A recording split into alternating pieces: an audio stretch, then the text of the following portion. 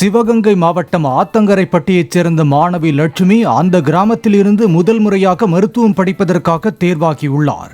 NEET தேர்வில் 555 மதிப்பெண் எடுத்த லட்சுமிக்கு அரசு பள்ளி மாணவர்களுக்கான 7.5% இடஒதுக்கீட்டில் திருநெல்வேலி மருத்துவக் கல்லூரியில் இடம் கிடைத்துள்ளது. ஃபர்ஸ்ட் அட்டெம்ப்ட்ல நான் எழுதும் போது 354, என்னோட 10 மார்க்ல நான் சீட் எடுத்துட்டேன். இப்போ நெக்ஸ்ட் டைம் மறுபடியும் எங்க அப்பாட்ட சொன்னேன், எங்க மாமாட்ட சொன்னேன், நான் மறுபடியும் ட்ரை பண்றேன், என்னால முடியும் அப்படின்னு சொன்னனால என்னை மறுபடியும் கொண்டு சேர்த்தாங்க. நான் இப்போ 555 மார்க் வாங்கியிருக்கேன். நான் இப்போ திருநெல்வேலி மெடிக்கல் காலேஜ்ல எனக்கு சீட்டு கிடைச்சிருக்கு.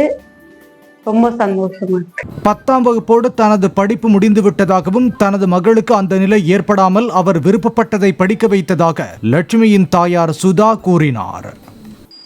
நான் மேல படிக்கணும்னு ஆசைப்பட்டேன். ஆனா எங்க வீட்டுல அப்ப அவங்களுக்கு தெரியல, படிக்க வைக்கணும்னு எனக்கு தெரியல. கல்யாணம் பண்ணிக்க சொல்லுவாங்க, கல்யாணம் பண்ணிக்கிட்டேன். எனக்கு ஆனா அந்த படிக்காத வழி இன்னும் இருக்கு. எனக்கு நம்ம அப்படி முடியல, நம்ம பிள்ளைய படிக்க வைப்போம் அப்படின்னு நினைச்சோம். இவ்வளவு அப்பாவும் படிக்காதவர் சார்.